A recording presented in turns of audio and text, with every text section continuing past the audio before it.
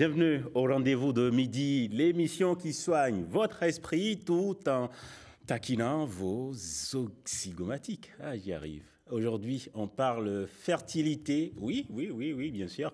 Mesdames, Messieurs, votre assiette pourrait bien être votre premier centre de fertilité si vous ne le saviez pas. Si vous pensiez que les bébés naissaient dans les choux grâce à une simple bougie parfumée, eh bien non, c'est peut-être votre ananas du matin ou votre avocat du soir qui font toute la différence.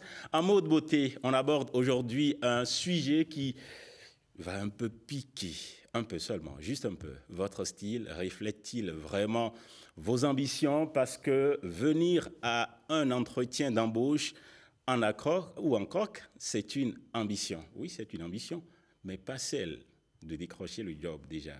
Non, on va décoder ensemble ce que vos habits disent dans votre dos. Parce que parfois, en tout cas, il y a des spécialistes qui nous disent que parfois, c'est votre habit qui parle avant votre CV. Et enfin, dans notre rubrique Vécu, attention, ambiance familiale, on parlera de cette situation pas si rare où la petite sœur devient adversaire. Pas une rivalité de goûter, de télécommande, non, non. Un vrai bras de fer émotionnel qui dure depuis peut-être longtemps. Mais pourquoi tant de haine? Ou est-ce qu'elle lui a volé sa poupée dans les 98? On en parle avec notre invité, je vais dire nos invités, parce que ce sujet concerne tout le plateau. Alors installez-vous, servez-vous un bon verre d'eau citronnée, c'est bon pour la fertilité, paraît-il, et restez avec nous jusqu'au bout, parce que le rendez-vous de midi, c'est comme un bon plat béninois, ça se savoure avec tout le monde autour de la table, tout de suite.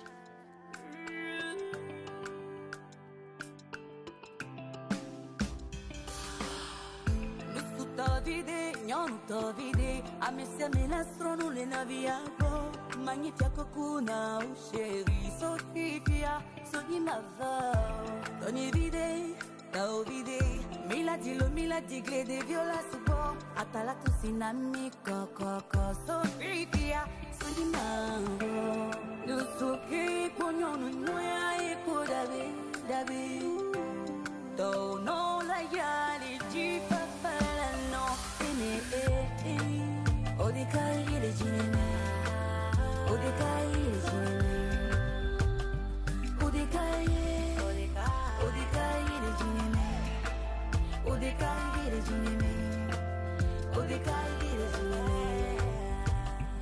jineme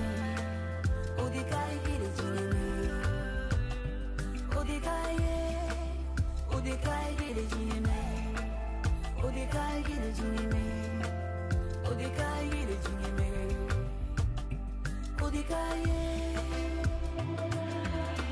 Osubinama Masidina u Miano nanu vire Miano honu vire Bebembe Osubinama Nyamo subina u Vanazanu vire Miano honu vire la Nusuki konyono nyo Ipo kade Dono la yali jifa falava Ine Nusuki konyono nyo Ipo kade Dono la yali jifa falava Odikai le jineme Odikai le jineme Odikai le jineme Odikai le jineme Odikai le jineme Baby Odikai le jineme Odikai le jineme Odikai le jineme Odikai le jineme Odikai le jineme Carlos Et Carlos d'un coup a fait le beat Fait qu'il m'apprend Et il fait try to stop my shine Ambiance très douce, ouais. C'est fait à dessein pour entrer pleinement dans cette émission que nous voulons aussi distractive. Tout de suite, le premier plateau.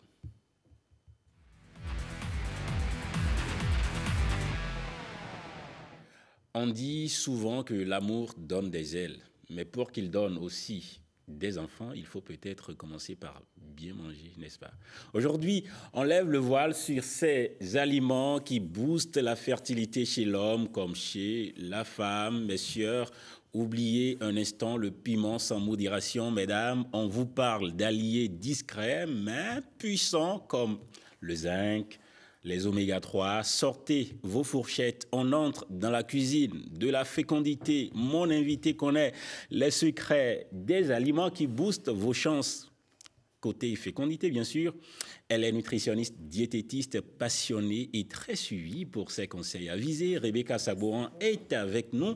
Bonjour Rebecca. Bonjour Marcel, bonjour le plateau, ça va super bien. Merci. Très bien. Oui. Santé Tché, comment va Santé Tché? Santé Tché va très bien. D'accord. Santé Tché, c'est quoi?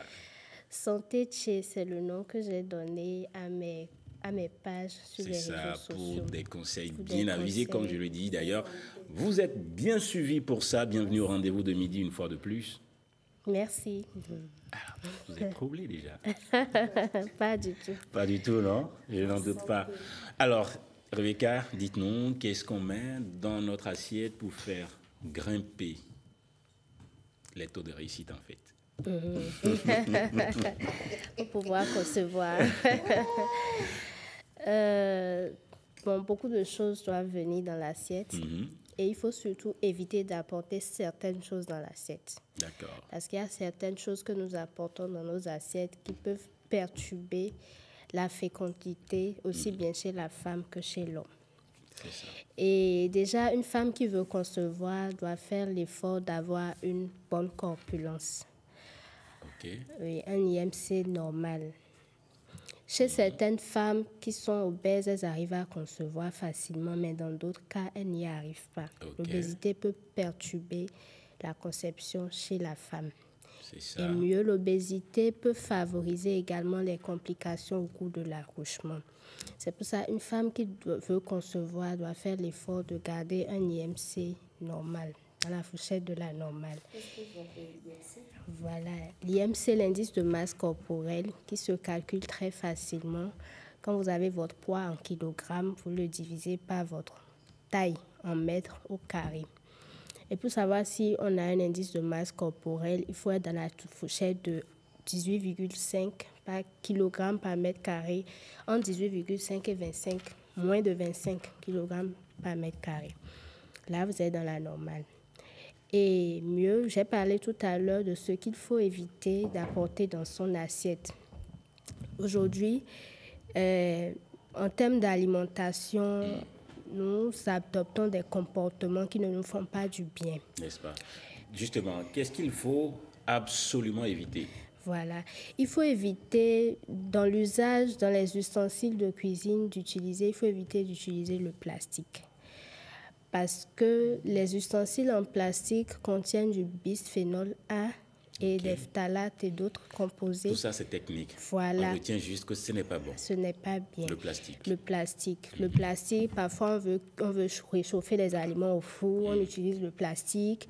On veut se déplacer avec un repas pour aller au boulot, on met dans du plastique. Ou dans la glacière. La glacière Ah, et ça, l'intérieur, dont l'intérieur est en plastique, ce n'est pas bien aussi. Okay. Et aujourd'hui, ce qui me fait plus mal, quand nous allons dans les cérémonies aujourd'hui, Oui. les pâtes, les télébors, sont en sachet. C'est des comportements que nous devons éviter. Quand c'est pas en sachet, c'est en plastique aussi. En plastique. Mais il y a de ces bols-là en plastique. Mais il y a de ces bols-là dont l'intérieur est en inox que nous pouvons utiliser dans ces cérémonies-là. Mais c'est vraiment rare de l'observer. Moi, je n'ai jamais vu. Voilà. C'est toujours les plastiques. À part à Blo, que je vois dans des petits ramequins en inox. Ça, ce n'est même pas en inox, c'est de l'aluminium. Voilà. C'est pas bon aussi. C'est pas bon aussi. Mais quand vous parlez de plastique, c'est uniquement chaud. Sinon, on peut mettre des choses au frigo, sortir et s'en servir Oui, pour ça c'est pour préparer. les plastiques de congélation, bien sûr, voilà. Et Ça, il y a moins de risques. Hein. oui, il y a moins de Mais risques. le risque n'est pas zéro non plus. Le je risque n'est suppose. pas zéro. Et parfois, même nous voulons cuisiner, puis les louches que nous utilisons sont en plastique, même si nous avons de bonnes marmites, en silicone aussi, c'est pas vraiment recommandé. Il vaut mieux utiliser, si vous utilisez, ce sont les marmites en inox qui sont recommandées. Et quand vous utilisez les marmites en inox, c'est bien d'utiliser les louches et autres en bois. Pour ne pas gratter la marmite. Parce que quand vous grattez aussi la marmite, des substances, des composés qui se retrouvent dans la marmite se libèrent dans les aliments, ce n'est pas bien. Donc nous devons vraiment faire attention au plastique et également les aliments en conserve. Les aliments en conserve. Oui, tout ça, on en parlait depuis, on connaît bien ces trucs-là. Après, mais une alimentation, une bonne alimentation sexuelle, c'est aussi valable pour les performances. Je n'ai pas bien compris la question. Tout le monde a compris cette question sur ce plateau. Sauf comment vous faites une alimentation fertile, enfin, pour avoir une bonne fertilité, entretenir sa fertilité, c'est aussi bon pour avoir des performances sexuelles. Effectivement, tout à fait, oui. Donc, comme je le disais, il faut avoir un bon indice de masse corporelle. Et également, il faut bien s'alimenter. Il faut bien, si vous avez un bon mode de vie alimentaire, vous aurez un bon IMC. Et mieux, il faut éviter les aliments ultra transformés parce que pour la formation des hormones de la conception, il faut un certain nombre de nutriments. N'est-ce pas? Voilà. On va revenir sur ce sujet qui me passionne bien et qui passionne tous mes invités ici, qui passionne aussi bien les téléspectateurs, je sais. On va revenir sur ça. Erika, tu permets? Tu permets qu'on revienne sur ça? Oui, d'accord. Ben, santé qui oblige. Il faut qu'on prenne soin de notre santé. Donc, c'est exclusivement pour ça qu'on va revenir Ça sur aussi, ce c'est sujet. dans la santé. C'est de ça que je parle. Et c'est pour ça surtout qu'il faut qu'on Santé revienne chic. là-dessus. Tout de suite, le deuxième plateau, vous voulez? Mot de beauté? Oui. Ben allons-y.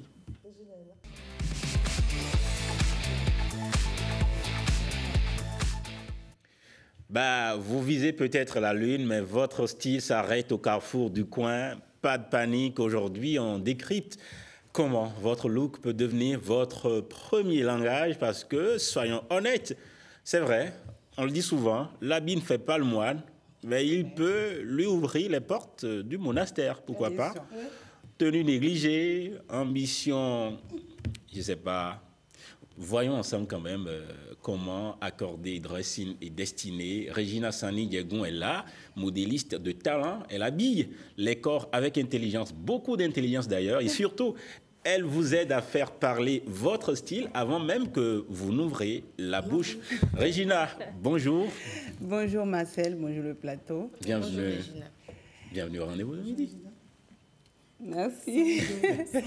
Ok, aujourd'hui on va parler de...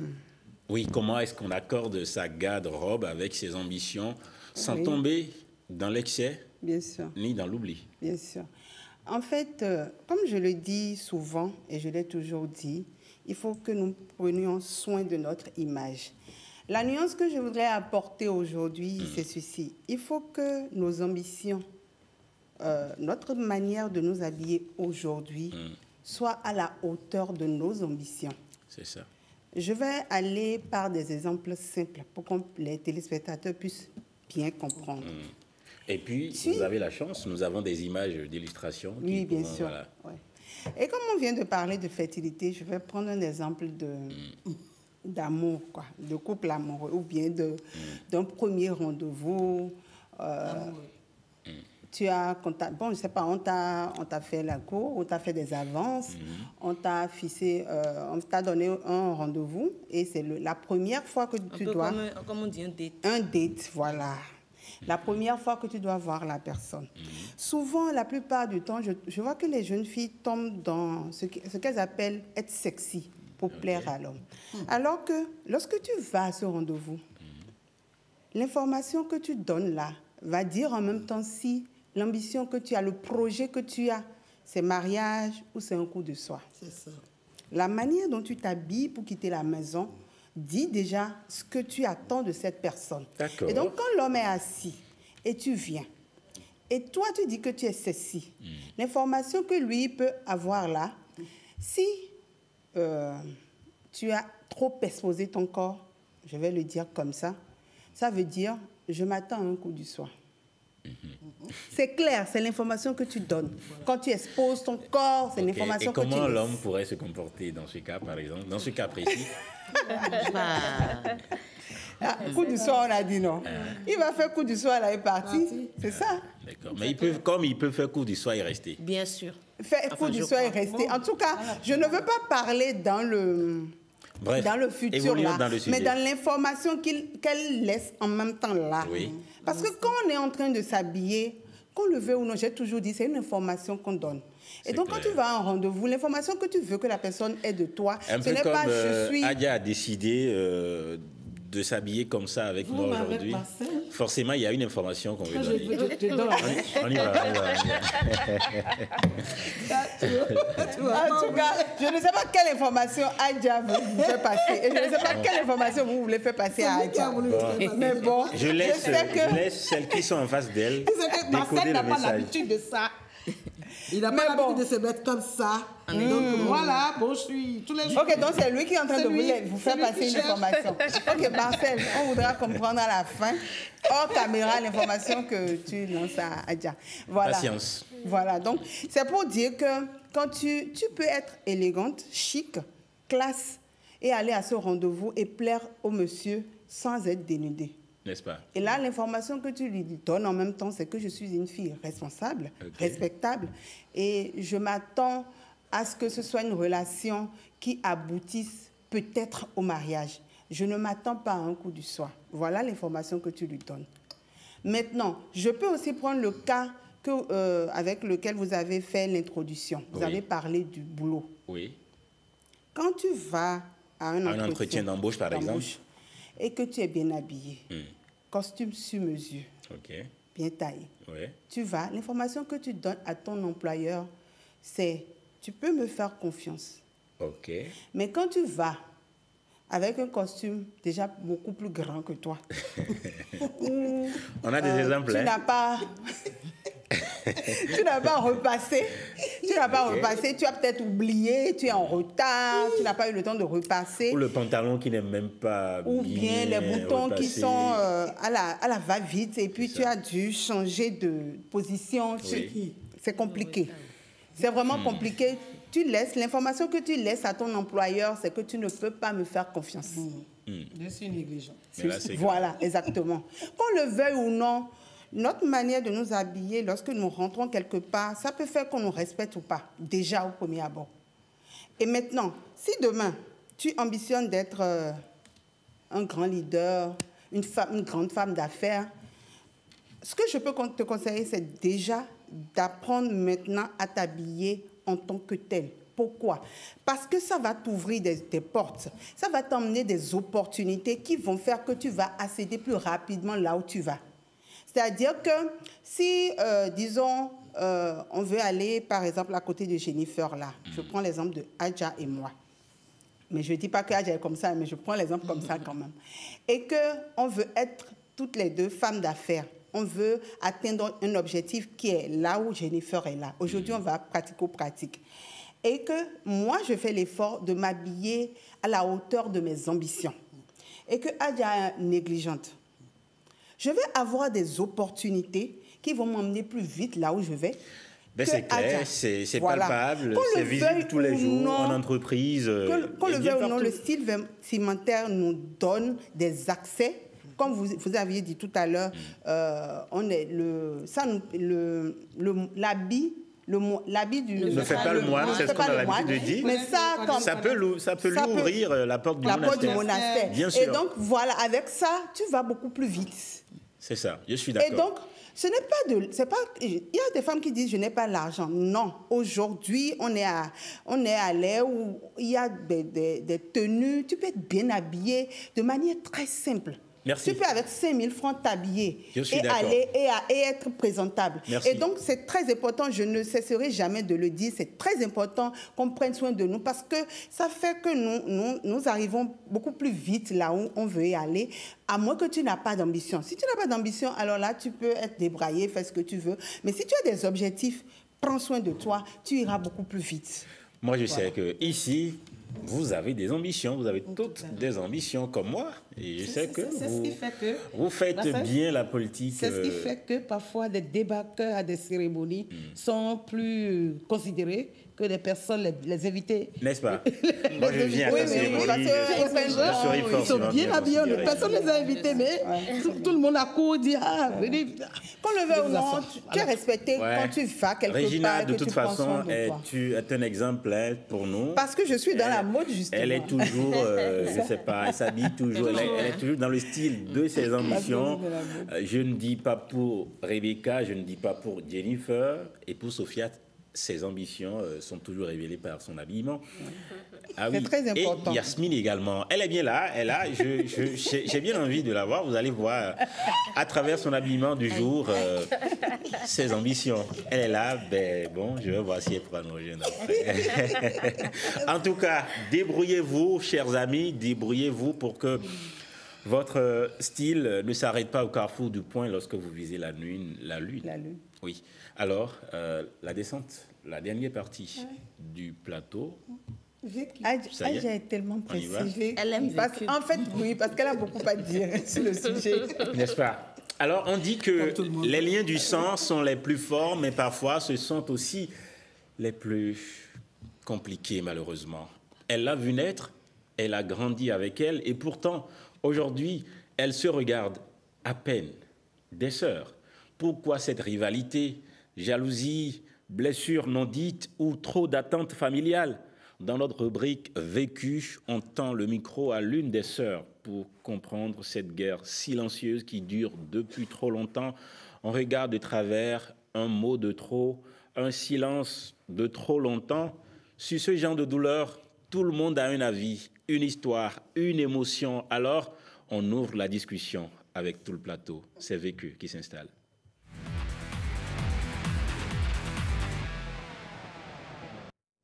Vécu, allons-y au témoignage.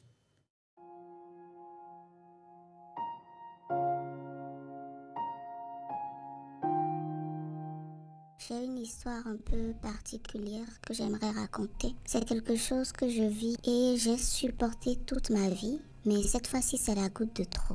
J'ai un problème avec ma petite sœur. Nous sommes 2 filles pour nos parents. Mon père avait un garçon avant nous qui a un peu grandi avec nous, mais vu qu'il a au moins 10 ans d'écart, lui rapidement il a quitté la maison dès qu'il a eu son bac. Donc il travaille maintenant, il est installé. Donc il n'y a vraiment eu que mes parents, ma petite sœur et moi dans la maison.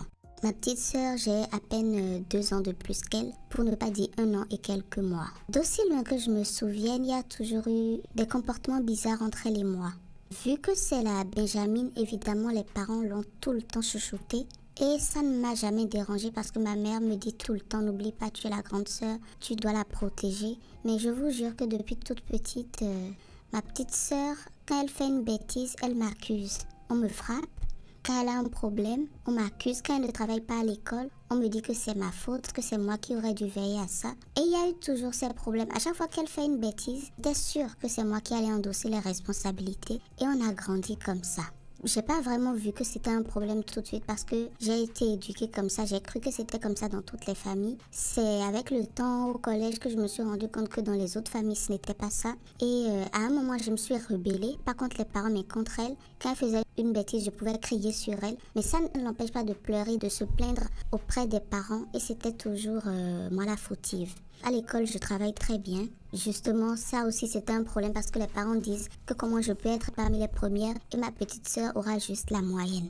À un moment, j'ai remarqué que ma petite sœur se mettait en compétition avec moi. Chaque fois que les parents me faisaient ne serait-ce qu'un compliment, j'avais l'impression qu'elle le prenait très mal et elle créait un truc pour qu'on me gronde en retour. Un jour, par exemple, les parents étaient sortis, ils étaient allés à une veillée. Ils ont passé toute la nuit et ils sont revenus le lendemain soir. Moi, j'ai balayé la maison, j'ai fait les travaux. J'ai même nettoyé la cage du chien. Mais je l'ai fait par habitude. Donc, mes parents étaient émerveillés. Ce dont je vous parle, c'était quand même il y a quelques années. J'étais toujours au collège.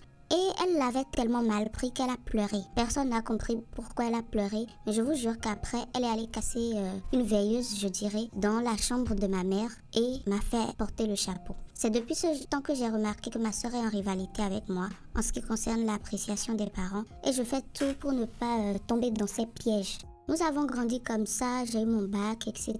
J'ai quitté la maison aussi. Actuellement, je suis en couple. Je l'ai présenté à la maison. Mes parents l'ont reçu, on a eu un déjeuner. Ce qu'il me dit maintenant, c'est que ma soeur lui écrit et lui ferait des avances. Connaissant ma soeur, je sais qu'elle peut le faire juste parce qu'elle est dans son schéma de compétition. Mon petit ami a fait semblant de voir jusqu'où elle ira en lui posant des questions. Qu'est-ce que tu attends de moi, etc. Elle ne lui a pas dit directement, on va sortir ensemble. Elle a passé du temps à dire, je veux ton bonheur, tu mérites une femme un peu plus posée dans la tête. Ma soeur est ci, elle est ça. Elle m'a dénigrée. Mais à un point où, là, je pense que ça devient trop. Au départ, je prenais ça pour de petites guéguerres, de petites filles, de jalousie de parents. Mais là, j'ai peur de ce qui pourrait arriver. Je suis très furieuse. Là où je suis, j'ai envie d'aller la confronter, j'ai envie d'aller voir les parents, mais je n'ai pas envie de me faire lyncher en retour et je n'ai pas envie de créer d'autres problèmes dans la famille. Est-ce que je la confronte seule à seule ou est-ce que j'informe les parents? Merci beaucoup pour les conseils. Alors, voilà à faire. Regina, avez-vous déjà vécu une rivalité du genre? Non. Jamais. Jamais. Rebecca? Non. Jamais? Moi, Jamais de la vie? des gens qui ont- Depuis l'enfance? Jamais? Bon, une fois. Une fois. D'accord. Une fois. Ça s'est bien vécu? Oui, j'ai eu le temps d'en guérir. D'accord. Sophiette, ça s'est passé une fois? Vous vous souvenez Oui, de toutes ces années? Ça s'est passé une fois? je m'en souviens. Je crois que c'est l'excès d'amour des parents pour les enfants, surtout pour les derniers, Qui pourrait créer ça? qui crée ça. Mhm. J'ai vécu ça. J'ai vécu quelque chose qui ressemble à ça, mais le degré ici est... Ici, c'est encore fort. C'est trop fort. J'ai vécu Ben, Jennifer, ça. c'est vous qui nous amenez cette histoire. Cette histoire, oui. Votre premier ressenti, ça vous fait un rappel Non. de votre enfance, de votre adolescence? Étrangement, moi, j'ai jamais vécu ça. Moi, je suis assez fusionnelle avec Toujours mes bien sœurs. entourée, hein? Non, en fait, parce que nous, on ne sortait pas beaucoup, donc on était vraiment... Obligé. Voilà, obligé de... J'ai toujours été très fusionnelle avec mes sœurs, mais je me rends compte que ce n'est pas... C'est pas que je le souhaite, c'est pas quelque chose qui est écarté, en fait. Ça peut arriver à tout moment parce que c'est humain, la jalousie, c'est un sentiment naturel. Mon premier ressenti, moi, je me suis dit, c'est la faute aux parents. C'est pas que je dédouane la petite sœur déjà, mais je pense que c'est la faute aux parents. Parce que, bon, il paraît que les parents aiment toujours un enfant au détriment de l'autre. Mais je pense qu'il faut essayer de masquer ça et d'être juste, en fait. C'est pas, à force de dire, c'est ton petit frère, c'est ta petite sœur, tu dois, ça peut créer ce genre de situation. N'est-ce pas? Regina? Je vais dans le même sens que Jennifer, c'est la faute aux parents. Elle disait que c'est pas qu'elle dédouane la petite soeur, mais moi je dis c'est uniquement la faute aux parents. Un peu la petite sœur aussi, quand même. C'est justement parce que les parents se sont comportés comme ça que elle, en fait, tu sais que si les parents n'avaient pas semé ça en elle n'aurait pas ressorti ça. C'est ça. Je pense que les parents doivent éviter ça. Et aussi éviter de comparer les enfants. Très bien. Éviter de comparer les enfants. Tous les enfants sont uniques et chacun a quelque chose. C'est-à-dire que là où l'autre est fort, l'autre n'est peut-être pas fort, mais il y a autre chose dans lequel l'autre est fort. Arrêtez de comparer les enfants. Les enfants sont uniques et chaque enfant doit être aimé, je sais pas, de la même pour ce qu'il est. Dans ce cas, il n'y a pas eu de comparaison. tout. Il y a eu... Si, il y a eu si. des Il y a eu des comparaisons, de surtout qu'elle a dit que l'autre travaille, l'autre ne travaille pas. à l'école. Oui, elle dit Oh que, non, voilà. quand je ne travaille, quand ma petite soeur ne travaille pas, C'est ma moi, faute. c'est ma faute. C'est juste que on veut responsabiliser, trop responsabiliser. Mais est-ce que- Non, mais Est-ce moi, que ça, c'est bon? c'est ça que je dis. Les parents ont fauté sur toute la ligne. On est d'accord. Sur toute la ligne. Et en même temps, on peut parler aussi de comparaison parce qu'elle nous a raconté, mais pas tout. Pour que la fille, la petite sœur en arrive là, il y a eu des comparaisons. On peut pas, ce schéma-là, il ne peut pas avoir ce schéma sans comparaison. On voit ce qui se passe dans les familles. Si jamais il y a eu ça, il y a aussi eu comparaison. On voit ça dans nos familles aujourd'hui, on voit ce qui se passe. Et ce qu'il faut dire maintenant pour que les parents sachent, c'est que c'est pas bon. C'est pas bon d'aimer un enfant plus qu'un autre. Pourquoi? Rebecca, possible de rétablir le dialogue à ce niveau? Possible, Ce serait un peu difficile. n'est-ce pas? Un peu difficile, puisque le problème est a vraiment déjà beaucoup pris racine. Ils ont grandi avec La ça. grande sœur a dû se taire tout le temps, faire Mais avec. je Pour ne pas trouve être la frappée. grande sœur quand même forte. À l'écouter, je vois qu'elle peut pardonner sa petite sœur. N'est-ce pas? Mais je ne vois pas la petite sœur dans la posture de changer d'ici là. C'est vrai qu'on peut changer. D'accord. Dieu peut Mais changer Tu tout as le monde. parlé, quand tu parlais de ton cas, tu as parlé d'en Guérir. C'est des blessures intérieures. C'est un processus pour en guérir. D'accord. Sinon, quand elles Le vont processus, grandir, il ça est va difficile. continuer. Elles ont déjà Le processus grandi est avec difficile ça. selon Oui, Rebecca. mais elles Sofiane, doivent guérir de Elles ça. doivent Sinon, guérir. dans le futur, ça va être compliqué. Sofiane, Moi, je pense que comme elles ont dit, et c'est la faute aux parents. ok. Je parlais tout à l'heure de mon vécu. Le vécu, c'est quoi? Vous êtes né, moi, je suis la grande sœur, j'ai un petit frère que j'adule, que j'aime bien. Quand il me tape, j'évite de le frapper. Et quand on allait à l'école coranique, c'est lui qui se met à me frapper. Et moi, j'évitais de le frapper. Et tout le monde qui est, son petit frère l'a frappé, son petit frère l'a frappé. Et alors, un jour, j'ai voulu montrer que quand même, je suis la grande sœur. Et je l'ai bastonné proprement.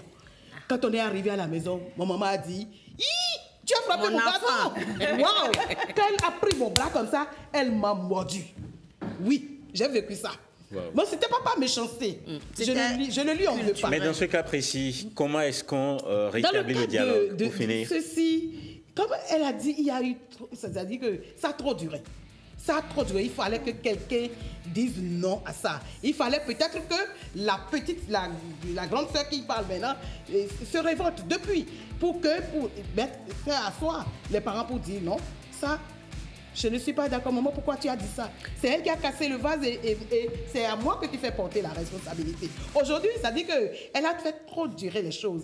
C'est aujourd'hui les enfants d'aujourd'hui, et je crois... Bon, ça va être votre dernier mot, malheureusement, Les enfants parce d'aujourd'hui que... parlent, peut-être que ça... Quelle informe les quel parents? âge, je ne sais pas quel âge c'est... Enfin, mais pour ça, là... Elles ont grandi de toute façon. Puisque ça est allé jusqu'à dans son foyer, là, il faut qu'elle en informe leur maman d'abord, qu'elle en discute avec la maman. La maman a un rôle important à jouer. À jouer. Elle doit mettre les filles ensemble, leur parler et dire à la petite...